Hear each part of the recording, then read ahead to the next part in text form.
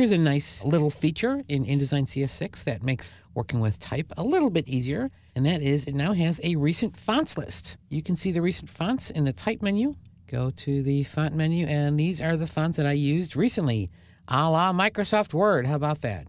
You can also see them if I select the type tool at the top of this list.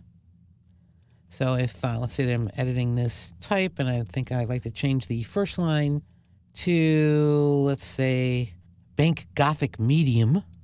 Oh yes, that looks very classy. I like that. Then we go to the type menu, and we see Bank Gothic and Myriad Pro. Apparently I'm using both here. Now, your list of recent fonts stays active even after you quit the program. And as you test new fonts, like in a new document, I'll put a new document up here just for fun, drag out a frame, and then let's try Apple Casual, baby. This is Casual.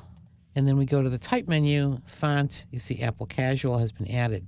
You might wonder about what order they're in. They're not really chronological, because I know when I was testing this, I used Myriad Pro, and then later I used Calibre, and just now I used Apple Casual.